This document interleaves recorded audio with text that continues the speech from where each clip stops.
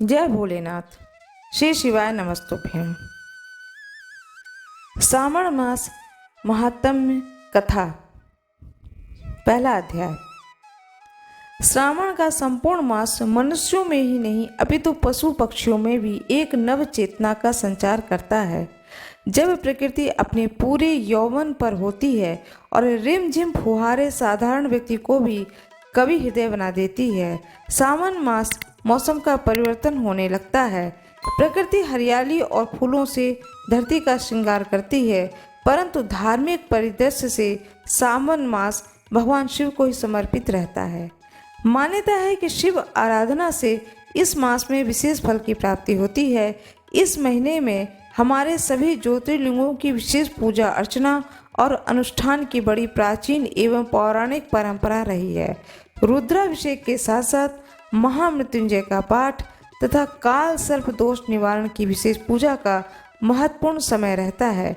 यह मास है जब कहा जाता है जो मांगोगे वही मिलेगा। भोलेनाथ सबका भला करते हैं।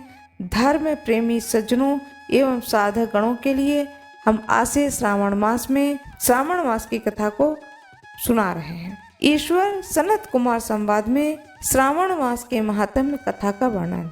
शौनक बोले, हे सूत महाभागे, हे व्यास शिष्य, हे अकल्मष, आपके मुख कमल से अनेक आख्यानों को सुनते हुए हम लोगों की तृप्ति नहीं होती है, अपितु बार बार सुनने की इच्छा बढ़ती जा रही है।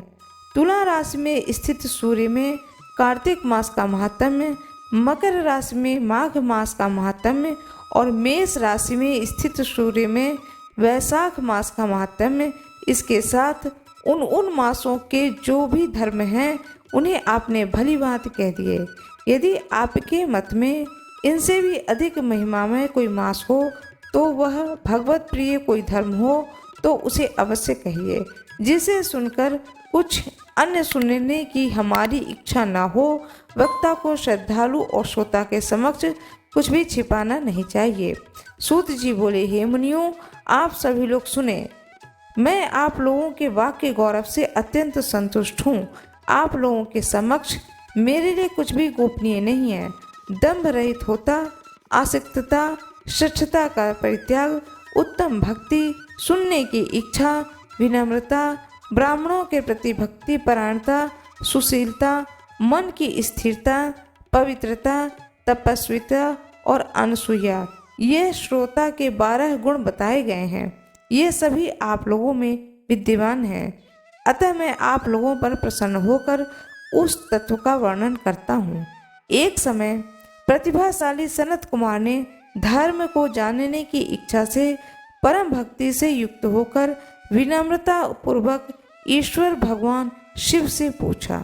सनत कुमार बोले, योगियों के लिए आधारणीय चरण कमल वाले हैं, देव देव हैं। हे महाभाग, हमने आपसे अनेक व्रतों तथा बहुत प्रकार के धर्मों का श्रवण किया है, फिर भी हम लोगों के मन में सुनने की अभिलाषा है। 12 मास में जो सबसे श्रेष्ठ, आपको अत्यंत प्रीति करने वाला, सभी कर्मों को सिद्धि देने वाला और अन्य मास में किया गया कर्म यदि इस मास में किया जाए तो वह अनंत फल प्रदान करने वाला हो। हे देव, उस मास को बताने की कृपा करें। साथ ही लोक अनुग्रह की कामना से उस मास के सभी धर्मों का भी वर्णन करें। ईश्वर बोले, हे सनत कुमार, मैं अत्यंत गोपनीय भी आपको बतलाऊंगा। हे सुव्रत, हे विधिनंदन, मैं आपकी श्रवण इच्छा तथा भक्ति से प्रसन्न हूँ। 12 मासों में श्रावण मास मुझे अत्यंत प्रिय है। इसका महात्म्य सुनने योग्य है, अतः इसे श्रावण कहा गया है।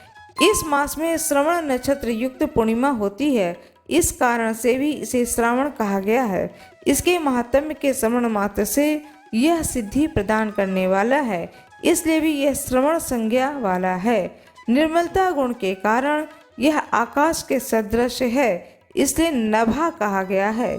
इस श्रवण मास के धर्मों की गणना करने में इस पृथ्वी लोक में कौन समर्थ हो सकता है, जिसके फल का संपूर्ण रूप से वर्णन करने के लिए ब्रह्मा जी 4 मुख वाले हुए, जिनके फल की महिमा को देखने के लिए इंद्र 1000 नेत्रों से युक्त हुए और जिनके फल को कहने के लिए शेष नाग 2000 जिह्वाओं से संपन्न हुए। अधिक कहने से क्या प्रयोजन, इसके महात्म्य को देखने और कहने में कोई भी समर्थ नहीं है।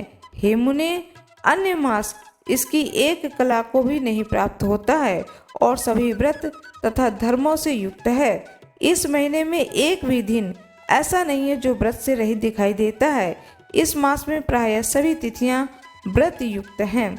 इसके महात्म्य के संदर्भ में मैंने जो कहा वह केवल प्रशंसा मात्र नहीं है।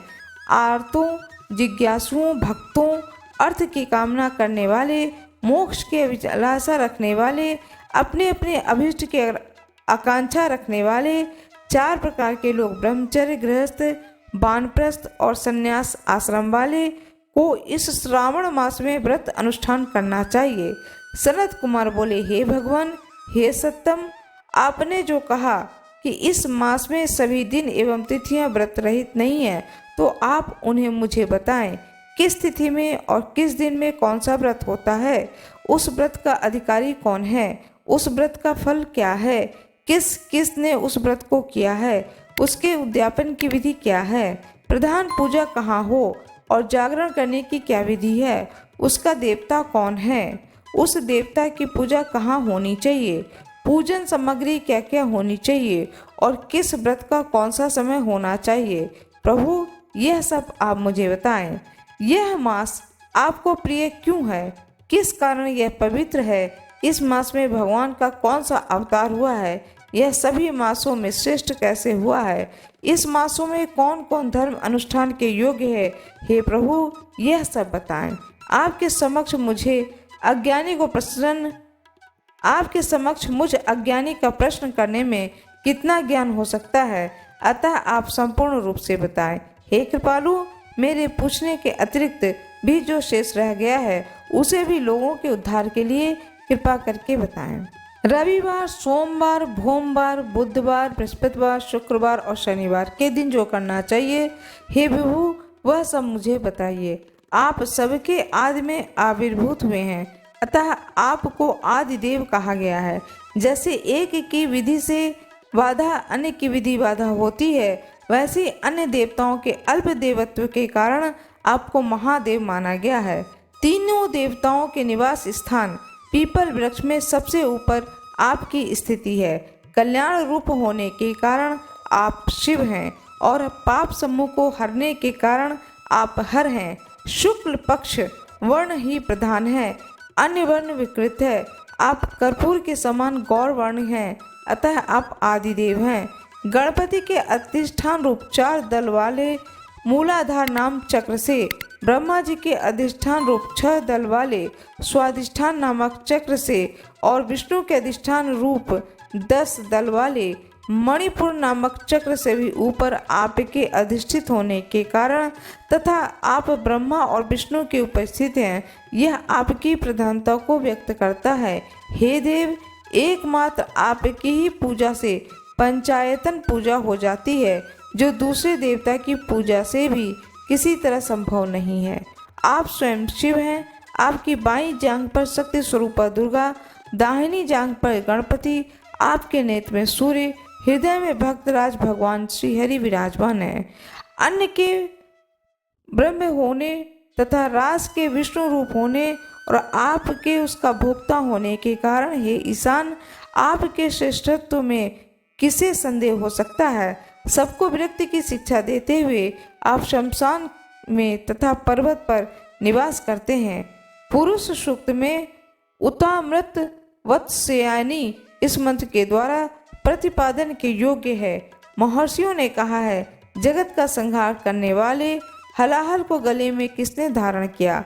महाप्रलय की कालाग्नि को अपने मस्तक पर धारण करने में कौन समर्थ है। संसार रूप अंधकूप में पतन के हेतु कामदेव को किसने भस्म किया। आप ऐसे हैं कि आपकी महिमा का वर्णन करने में कौन समर्थ है। एक तुच्छ प्राणी में करोड़ों जन्मों में भी आपके प्रभाव का वर्णन नहीं कर सकता। अतः आप मेरे ऊपर कृपा कर मेरे प्रश्नों को बताएं।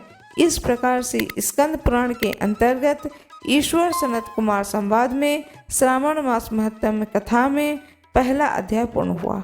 हर हर महादेव। भगवान शंकर की जय हो, माता पार्वती की जय हो, भगवान गणेश की जय हो, कार्तिकेय महाराज की जय हो, नंदी जी की जय हो।